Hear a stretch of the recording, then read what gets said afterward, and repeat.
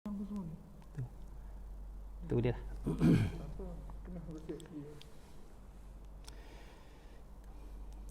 Astaghfirullahalazim. Astaghfirullahalazim. Alladzi la ilaha illa huwal hayyul qayyum wa atubu ilaihi. Astaghfirullahalazim. Alladzi la ilaha illa huwal hayyul qayyum wa atubu ilaihi.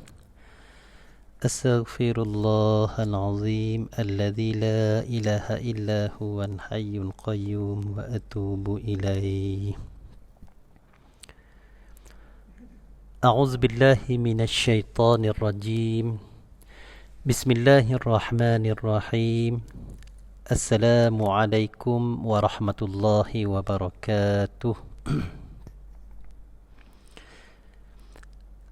الحمد لله رب العالمين، والصلاة والسلام على أشرف الأنبياء والمرسلين، سيدنا وحبيبنا محمد مصطفى صلى الله عليه وسلم، وعلى آله وأصحابه وتابعين التابعين لهم بإحسان إلى يوم الدين. أما بعد، سبحانك لا علم لنا إلا ما علمتنا إنك أنت العليم الحكيم، ولا حول ولا قوة إلا بالله العلي العظيم. ربنا افتح بيننا وبين قومنا بالحق وأنت خير الفاتحين. اللهم اجعلنا ممن يستمع القول فيتبعون أحسنه. الحمد لله ثم الحمد لله. Sahabat-sahabat, tuan-tuan dan puan-puan, muslimin dan muslimat yang dihormati lagi yang dirahmati oleh Allah Subhanahu Wa Taala sekalian. Alhamdulillah, ya, pada malam ni 5 hari bulan April ataupun kata 11 Sya'ban, ya, 11 bulan Sya'ban. Sekarang kita sudah kata dalam bulan Sya'ban, ya. Pada malam ni alhamdulillah kita dapat lagi bersama-sama dengan saya, ya, untuk sesi bermuzakarah lah, ya, bermuzakarah pada malam ni, ya, sementara kita menunggu tibanya waktu Isyak dengan secara live, ya, tuan-tuan dan puan-puan, sahabat-sahabat, ya, yang mana di rumah, yang mana dapat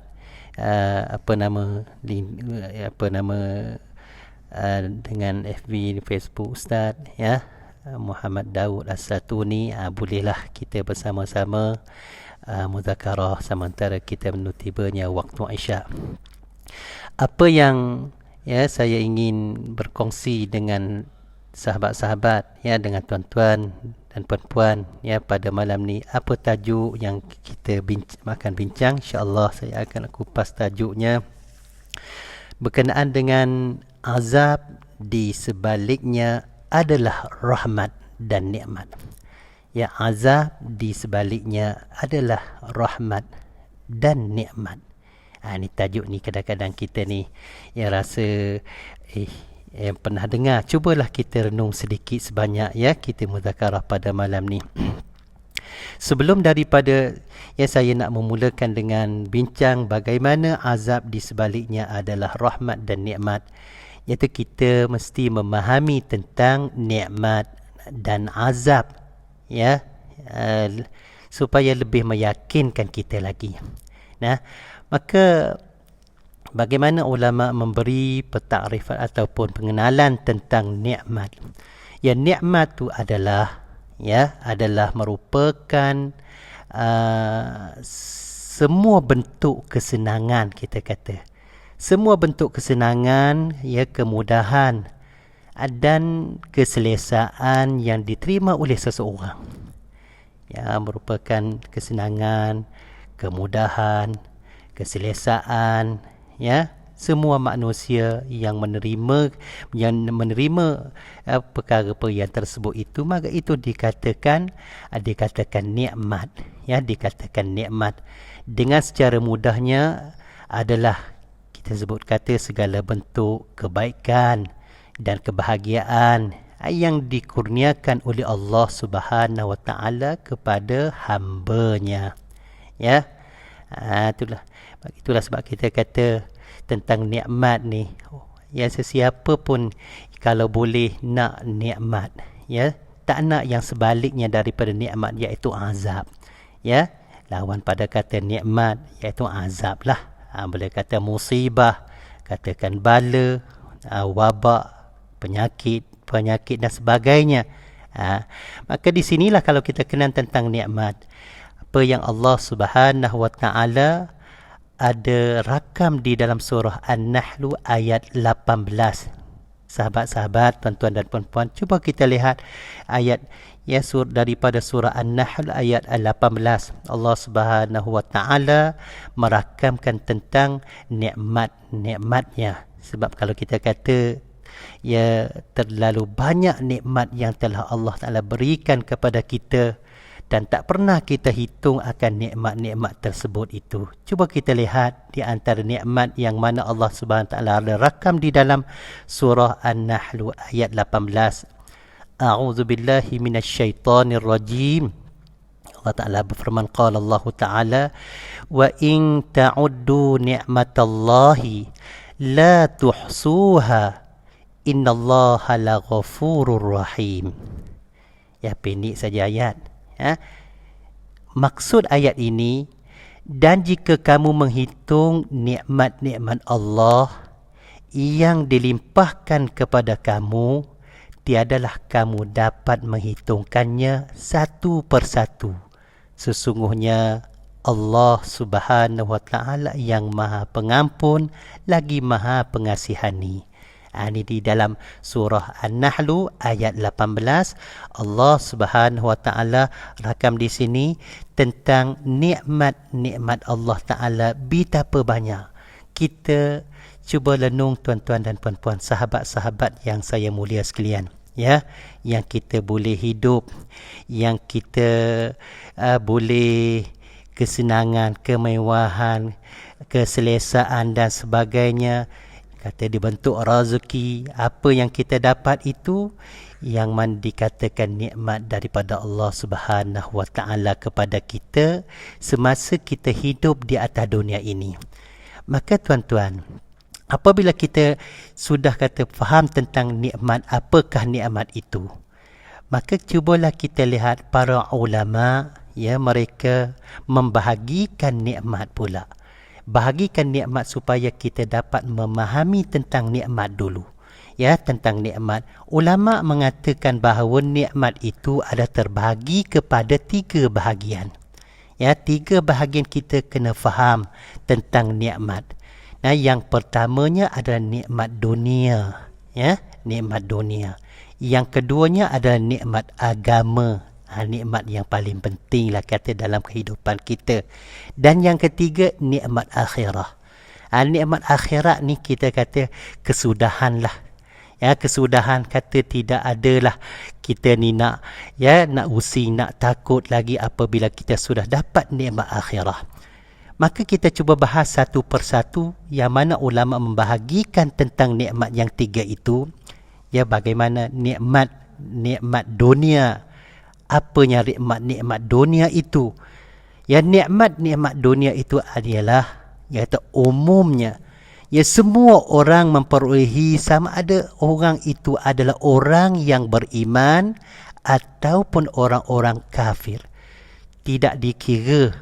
Allah Ta'ala beri nikmat kepada hamba-Nya orang yang beriman dan sebaliknya, iaitu orang kafir.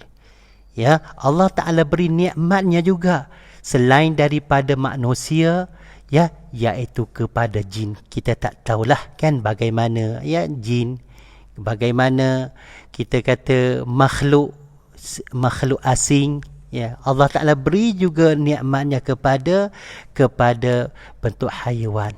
hayawan di daratan atau di dalam lautan, maka mereka semuanya merasa nikmat yang Allah Taala beri kepada mereka. Kalau kita kata di antara nikmat dunia itu, contohnya seperti dengan kekayaan, kenderaan yang kita dapat menaiki, kemewahan, kita kata, di segi makan, minum, dan sebagainya. Banyaklah nikmat-nikmat. Adakah kita fikir, tuan-tuan dan puan-puan, sahabat-sahabat kata, yang kita dapat keselesaan selama ini, kita dapat makan, dapat minum, kita dapat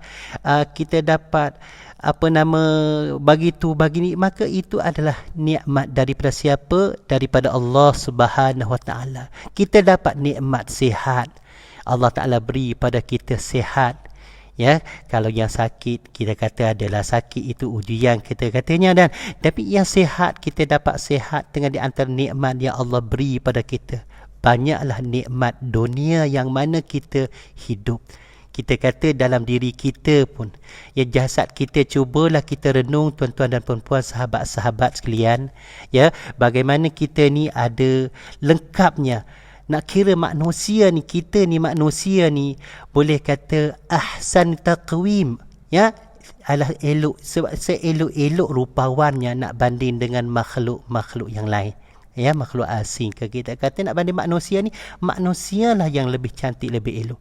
Kita hitung tak tangan yang kita ada, kita hitung tak mata yang kita ada, mulut, kaki, tangan, rupawan kita ni, kita yang kita ada sini, yang original, kita kata itu adalah daripada Allah Subhanahu Wa Taala. Sekiranya kalaulah kita kata satu nikmat yang Allah Taala cabut daripada kita, Allah Taala ambil tangan satu je, tangan yang original, yang mana sel daripada Allah Ta'ala semula jadi, kita boleh gerak, kita ada rasa dia, hormon yang sebagainya. Cuba satunya kita tak ada, Allah cabut satu je. Rasa bagaimana, tuan-tuan? Sama tak kalau ada tangan palsu ke, dan yang mana kita beli dengan harga mahal, tak sama dengan yang original, yang usaha asal yang Allah Ta'ala yang beri kepada kita. Ini kita lihat. Nanti kesudahan bagaimana ni kita nak buat kesimpulan tentang nikmat yang Allah beri pada kita. Maka tuan-tuan dan puan-puan, sahabat-sahabat yang dihormati sekalian, itu adalah nikmat dunia. Maka yang keduanya, ulama mengatakan bahawa nikmat yang kedua adalah nikmat agama. Alhamdulillah, kita dijemput sebagai orang yang beragama Islam. Kita adalah agama kita, agama Islam, yang mana agama yang ya'lu wa la yu'la alaih, yang tinggi, dan tidak ada agama yang lebih tinggi daripada agama Islam. Maka nikmat yang hebat sekali lah adalah nikmat agama. Mereka yang dapat nikmat agama ni, mereka yang dipilih oleh Allah Subhanahu Wa Taala. Allah Ta'ala pilih mereka, dan Allah Ta'ala beri kepahaman tentang agama. Allah Ta'ala beri kepahaman ke mereka. Allah Ta'ala pilih mereka ini untuk dapat berada di dalam majlis ilmu, sebagai contohnya pada malam ni.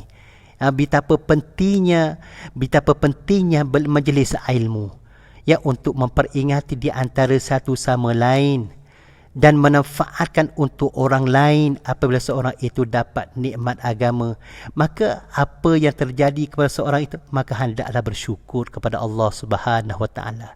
Kita Allah Taala pilih sebagai hamba-Nya, dan Allah Taala beri nikmat yang besar, iaitu nikmat agama. Ini agama yang kita hidup sekarang, yang mana kita hidup tak boleh terlepas daripada agama ini, agama Islam. Satu nikmat agama. Maka dalam nikmat agama yang Allah Ta'ala beri kepada kita itu, dan ada cabang-cabang di dalam agama, iaitu iman. Allah Ta'ala beri pada kita. Allah Ta'ala beri pada kita lagi ihsan. iman, ihsan, nikmat yang Allah Ta'ala beri pada agama melangkumi semuanya aspek daripada akidah ke syariah ke ihsan ke dan sebagainya. Inilah nikmat yang lebih besar, yang besar sekali yang Allah beri pada kita. Itu yang kedua di antara nikmat yang Allah beri pada kita, iaitu nikmat agama. Yang ketiga, apa yang telah sebut oleh ulama, ya, bagaimana nikmat yang ketiga adalah nikmat akhirah. Yang nikmat akhirah ni adalah nikmat yang mana kita dapat daripada Allah Subhanahu Wa Taala kerana kita ini semasa hidup di atas dunia itu, tuan-tuan dan puan-puan, apa yang kita lakukan? Apa yang kita lakukan sehingga kita ni dapat nikmat akhirat. Kita dapat rahmat Allah Subhanahu Wa Taala di akhirat nanti. Tak lain tak bukan hanya untuk mereka yang beramal amalan yang soleh. Ya, mereka yang beramal amalan yang soleh, tempat menentu kita nak dapat nikmat akhirah di sana nanti, di atas dunia inilah. Ya, kita beramal amalan yang soleh, kita taat kepada Allah, maka kita insya-Allah akan dapat nikmat, dikata nikmat akhirat di sana. Dapat nikmat, dapat rahmat di akhirat sana, tak menyesal dah kita. Kerana kata kita ni akan bahagia. Ya, kita akan dapat nikmat pahala. Pahala jadi balasan yang mana Allah Ta'ala janji balas kepada hamba-hambanya yang melangku taat, yang mana beramal amalan yang soleh semasa hidup di atas dunia. Dia dapat balasan di akhirat, iaitu pahala Allah bagi. Dia dapat balasan pula nikmat syafa'ah. Dia dapat pula nikmat keampunan. Akhir sekali kalau kita ringkas ceritanya, iaitu dia akan dapat nikmat syurga yang diberi kepadanya. Itu yang kita nak. Ya, nikmat syurga yang mana tidak ada penghabisan. Kita kata seronoklah kamu, bahagialah sana. Jangan kamu takut lagi. Jangan kamu takut keluar daripada syurga. Jangan kamu takut itu, takut ini. Tak ada di dalam syurga penyakit COVID-19, tak ada sana. Tak ada nak suruh kita ini duk berkurung di dalam rumah. Tak ada yang nak larang kita nak ke mana, mewahlah kita. Nak apa nafsu kita nak, kita buat. Itulah tempat yang mana kita ini boleh lepas nafsu, iaitu di dalam syurga. Maka nikmat di syurga inilah makna kata nikmat yang mana besar sekali bagi kita.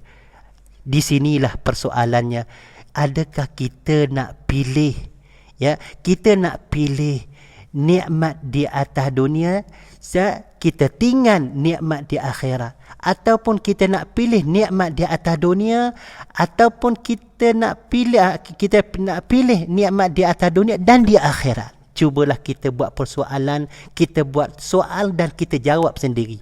Kalau kita nak nikmat akhirah dekat sana, maka dekat dunia inilah tempat yang mana kita mesti lakukan, mesti ikut patuh syariah yang mana Allah Ta'ala beri kepada kita, yang mana diajarlah oleh baginda kita Muhammad sallallahu alaihi wasallam. Muslimin dan muslimat, sahabat-sahabat, tuan-tuan dan puan-puan yang saya mulia sekalian, fahamnya, iaitu kita memahami tentang nikmat bagaimananya. Maka yang kedua pula, cuba kita faham, ya, tentang azab. Ya, tentang azab. Sebab itulah sebelum kita nak bahas tentang azab di sebaliknya adalah rahmat, adalah nikmat itu, kita faham dah apa nikmat itu. Dan bagaimana pula yang sebaliknya dikata iaitu azab. Ya, kita nak faham tentang azab pula. Maka fahamlah kita apa yang kita nak bahas tentang azab. Azab tu ialah hukuman. Kita kata hukuman Allah, siksaan, ataupun boleh kita katalah kesusahan. Orang yang mana mereka itu susah, kadang-kadang mereka kata saya adalah kena azab. Orang dalam kena seksa, maka itu dia katakan azab. Ya, di atas dunia ni kita lihat banyak orang sebutkan azab, maka seksanya dia kata. Kalau kita kata sekarang apanya dunia setelah menghadapi sekarang ni dengan penyakit wabak yang kita kata, ya, maka COVID-19, COVID-19 tu kita kata banyak dikatakan, oh Allah Ta'ala datangkan bala, datangkan bencana wabak yang sebagai. azab kepada manusia. Maka kita duk cuba renung tengok, itulah azab. Kita dapat faham tentang azab, bagaimananya azab. Maka tuan-tuan, cubalah kita lihat, ulama-ulama juga membagi takrifan tentang azab, bahawa seksa ataupun hukuman Allah Subhanahu Wa Taala ya kepada hamba-Nya. Kita kata ulama bahagi tentang azab pula, iaitu kepada dua bahagian. Kita kena faham dua bahagian azab, yang mana dua-dua bahagian tentang hukuman Allah dan seksaan Allah. Kita kata yang pertamanya adalah azab dunia. Ya, yang pertamanya adalah azab dunia dan yang kedua adalah azab di akhirah. Kita lihat bagaimana azab di dunia. Ya, azab di dunia. Kita cuba renung tengok tuan-tuan, ulama memberitahu pada kita tentang azab di dunia itu. Sesungguhnya Allah Subhanahu Wa Taala, Allah Subhanahu Wa tidak akan turunkan azab pada orang-orang kafir, ya, ataupun orang-orang yang melaku zalim sahaja. Tidak, Allah Ta'ala datangkan azab kepada orang-orang kafir ataupun orang-orang yang melaku zalim, ya, untuk mereka sahaja. Ya, adalah dikata ada beberapa penyebabnya yang diturunkan azab itu yang kita lakukannya. Mesti kena ada sebab. Sekalipun kita ni daripada golongan orang yang bersedekah, ya, orang yang berwakaf, orang yang berdoa. Kita berdoa setiap hari, setiap malam untuk menolakkan bala, sebagai contohnya. Ya, Allah Ta'ala, ya Allah, ya yang menolakkan bala, bencana, hilangkanlah, kami minta pelindung daripada wabak, daripada bala, daripada apa yang kita minta sekarang tuan-tuan, ya, tentang penyakit-penyakit virus yang tak pernah kita berjumpa itu. Kita minta Allah Ta'ala hilangkanlah, ya, wabak-wabak yang ada itu. Ya, biasa tetap menimpa juga sebenarnya tuan-tuan dan puan-puan, jika kita membiarkan dosa-dosa berluar-luasa. Kita biar berluasa dosa itu akan menimpa juga azab. Ya, sebab terkatakan azab tersebut merupakan banyak hal, memulai daripada kita kata bencana alam, ya, bencana kelaparan, ya, bencana contoh penyakit yang menular, banyak lagi yang dikatakan azab. Dengan sebab apa? Dengan sebab kita ini jugalah yang mana melakukan perkara-perkara yang boleh didatangkan azab. Itulah kita tuan-tuan dan puan-puan, kita lihat, ya, apabila kita baca di dalam surah, ya, surah apa nama ni, surah Al-A'raf, ya, kalau salah saya minta maaf. Tengok Quran surah Al-A'raf ayat 96. Ya, kita baca surah A'raf ayat 56. Allah Subhanahu Wa Taala ada rakam di sini. Ya, a'udzubillahi minasyaitonir rajim. Walau anna ahlal qura amanu wattaqau lafatahna 'alaihim barakatim minas sama'i wal ardi. Walakin kazzabu fa'akhadnahum bima kanu yaksibun. Sadaqallahul azim. Dapat faham tak tuan-tuan? Ya, kita ringkaskan tentang maksud ayat ini. Allah Ta'ala, ya, ada sentuh, Allah Ta'ala ada rakamnya. Dan jikalau lau anna ahlal qura, ya, ahli qura, qaryah, kita kata qura, qaryah, kampung ke, ya, kita kata di sini mereka ada di pergolongan orang-orang yang beriman dan bertakwa kepada Allah Subhanahu Wa Taala. Allah Ta'ala akan buka, Allah Ta'ala akan buka, ya, ke atas mereka itu keberkatan. Kita kata daripada langit, daripada bumi, Allah Ta'ala datang keberkatan. Satu qaryah, satu kampung, satu negara, kita kata satu desa yang mana penuh ahli penduduk yang ada di situ, ada golongan orang-orang yang beriman, orang-orang yang bertakwa kepada Allah Subhanahu Wa Ta'ala. Tak lain tak bukan, berkatlah kampung itu, berkatlah negeri itu, berkatlah negara itu. walakin kazzabu fa akhadnahum bima kanu yaksibun. Dan sebaliknya, kita kata tetapi sebaliknya, mendustalah mereka itu, maka Allah Ta'ala kata fa akhadnahum bima kanu yaksibun. Kami ambil mereka itu dengan apa yang mereka itu usahakan. Akhadnahum bima kanu yaksibun. Mereka itu usaha. Makna kata di sini, azab yang datang, yang Allah Ta'ala datang azab itu dengan sebab apa? Dengan sebab mereka itu, dengan sebab golongan manusia itulah yang mana mereka itu derhaka kepada Allah Subhanahu wa taala. Muslimin dan muslim dapat faham ya? Ya, lalu kita kata dosa apakah yang harus waspada akan azab Allah? Tidak menimpa kita semua, di antaranya dosa yang mana kita bukan dosa syirik, dosa orang yang mana meninggal solat, yang derhaka kepada dua ibu bapa, seorang yang memakan makanan yang haram, seperti kita kata makan riba, makan rasuah, makan harta orang dengan secara batin, zalim, menahan zakat, termasuk juga merosakkan alam, fitnah dan memfitnah. Banyak lagi lah. Ini kita katanya perkara-perkara yang mana berlaku kepada manusia. Maka perkara-perkara yang buruk inilah kita kata apabila berlaku kepada manusia, adakah hairan Allah Ta'ala nak datangkan azab? Kita kata datangkan azab, datangkan wabak, datangkan bala. Kita kata sekarang apa yang kita kata wabak yang datang, kita kata wabak corona, wabak COVID-19, COVID-19, maka dikata inilah di antaranya iaitu bencana penyakit yang menular kepada manusia. Cuba kita pakat muhasabah bersama-sama, tuan-tuan dan puan-puan, pada malam ni. Maka apabila saya buat kajian tentang azab, bagaimana kita lihat azab yang mana ulama mereka itu membahagikan kepada dua bahagian, iaitu azab dunia. Kita dapat renung bencana alam, ada penyakit, wabak dan sebagainya, di antaranya sebab manusia itu mereka melakukan benda yang fasad.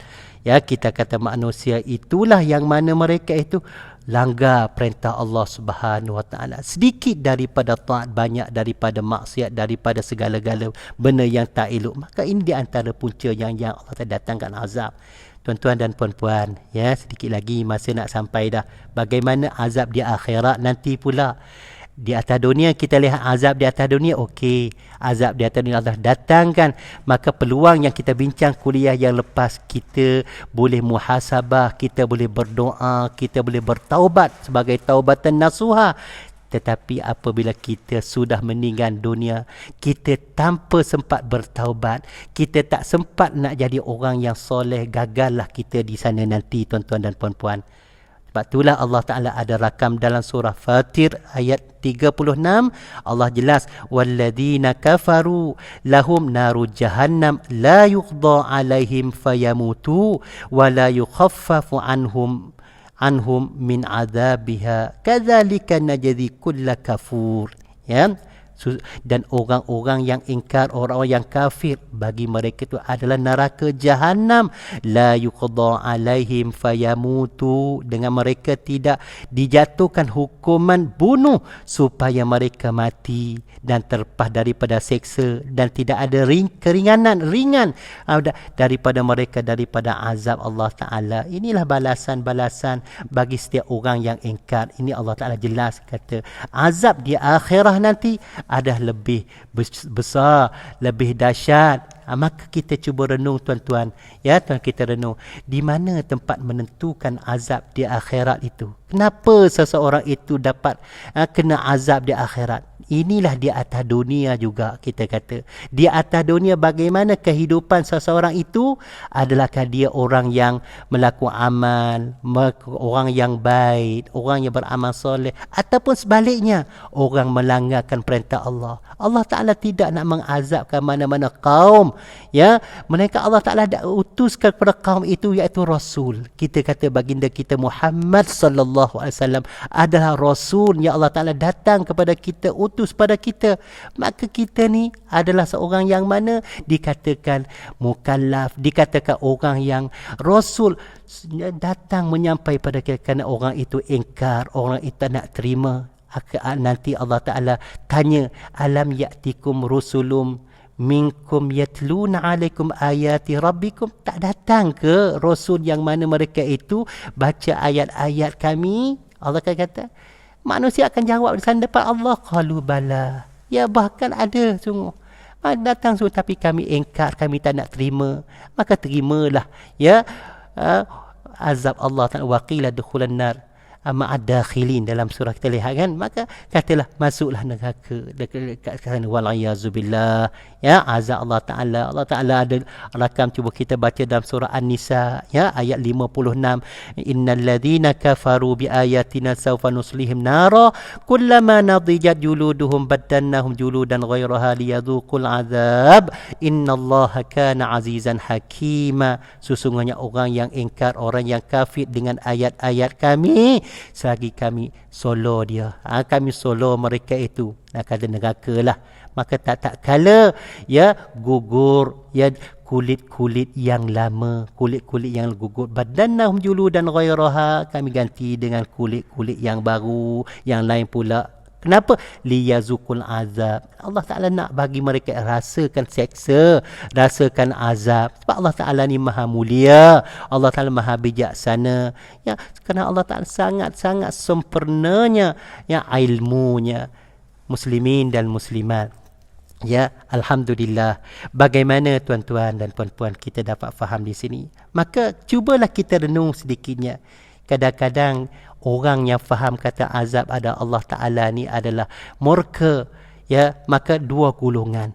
Golongan orang ingkar apabila azab datang, apabila bala datang, apabila ujian Allah datang, mereka ini akan mengkufurkan, mereka ini adalah panik dan sebagainya. Tetapi bagi orang beriman, mereka tidak takut, ya, tidak takut dengan azab Allah Ta'ala di atas dunia yang Allah Ta'ala datangnya. Mereka ini sentiasanya tenang, mereka sentiasanya semakin menambah keyakinan. Sebab tu dia kata azab di sebaliknya adalah rahmat. Cubalah kita lihat dari sebuah hadis, ya, baginda sallallahu alaihi wasallam bersabda, hadis daripada Aisyah, ya, baginda kita bersabda, Aisyah faham kan, ada isteri baginda sallallahu alaihi wasallam. Aisyah dia kata ya, aku tanya Rasulullah sallallahu alaihi wasallam daripada taun, fa akhbarani annahu azabun, ya, tanya taun, Aisyah tanya taun, maka Nabi kita cerita, dia kata penyakit taun, ya, kata taun ni penyakit di antara wabak yang pada zaman dulu, zaman Rasulullah dan sahabat pun ada penyakit taun, ya, dan kita kata COVID-19, itu setengah di antara wabak yang mana berbahaya kan, jangkitan itu.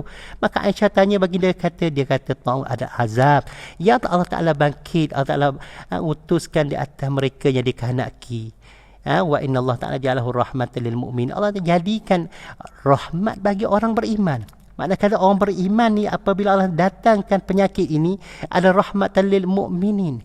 Maknanya di antaranya laisa mi ahadin yaqta'un fayamkusu fi baladihi, orang yang mana tidak daripada seorang yang mana dia kena penyakit ada penyakit taun, maka dia ni dia tetap di negaranya. Ada satu riwayat yang dia kata fayamkusu fi baitihi, dia duduk di rumah dia, ya, arahan daripada pihak kuasa, duduk rumah, jangan ke mana-mana lah. Sebab apa? Mungkin kalau kamu duduk rumah ni boleh wabak tak berjangkit, Allah Ta'ala angkat sedikit demi sedikit. Seorang itu keadaannya sabiran muhtasiban, ya, seorang sabar, seorang yang mana ni mengharapkan pahala ataupun kesembuhan dari Allah. Semoga Allah Ta'ala sembuhlah penyakit-penyakit yang ada, taun ke, penyakit wabak corona virus ke, kita kata ni, ya, dia kata ya'lamu annahu la yusibu illa ma kataballahu lahu, ya, dia tahu bahawasanya tidak akan kena seorang penyakit itu melainkan Allah Ta'ala telah tetapnya baginya, melainkan adalah bagi dia pahala syahid. Ya, tu hadis riwayat Imam Bukhari ni tuan-tuan. Besar tak? Besarnya kita katanya bagi orang beriman ni, maka mereka itu tak ada panik, tak ada takut. Ya, kita tahu kata adalah azab yang datang di sini bukan azab yang kekal abadi, yang kekal abadi azab yang mana di akhirat kelak nanti. Maka itulah kita katanya ya, azab di sini adalah rahmat Allah Subhanahu taala untuk orang-orang yang beriman. Maka bagi orang yang engkar, walaupun mereka kita lihat ya, mereka di atas dunia ini, kalau kita renung, mereka ni ya dengan azab, seksa apa yang bala sebagainya, wabak yang mereka panik, mereka takut pada matilah kata. Apakah di akhirat sananya mereka akan teruk lagi lah dapat azab Allah Subhanahu Wa Taala. Maka tuan-tuan muslimin dan muslimat, sahabat semua, marilah kita berdoa semoga Allah Subhanahu Wa Taala hilangkan ya wabak ini ya, sedikit demi sedikit. Patuhilah arahan PKP ataupun pihak kuasa isu kita ya, tetap dekat rumah, jangan ke mana-mana, sabarlah insya-Allah ya, tak lama masanya tak ada lagi penyakit, kita boleh hidup seperti biasa, mencari rezeki dan sebagainya. Cukup dululah pada malam ni, alhamdulillah sedikit sebanyak kita dapat bincang ya, semoga dapat manfaat ya kepada kita semua, dan dapat kita beramal dan menyampaikan sahabat-sahabat kita yang lain lagi yang tak bersama pada malam ni. InsyaAllah tuan-tuan dan puan-puan, kita jumpa lagi ya, topik yang baru pula pada minggu hadapan dengan izin Allah Subhanahu Wa Taala. Sekiranya ada kesalahan, kesilapan, tidak tersusunnya bahasa dan sebagainya, kelemahan saya minta maaf. Yang baik, yang betul itu adalah taufik dan hidayah daripada Allah Subhanahu Wa Taala. Dan akhiri dengan aqulu qawli hadza wa astaghfirullahal azim li wa lakum. Wassalamualaikum warahmatullahi wabarakatuh. Wallahu a'lam bissawab. Subhanallah wa bihamdihi, asyhadu an la ilaha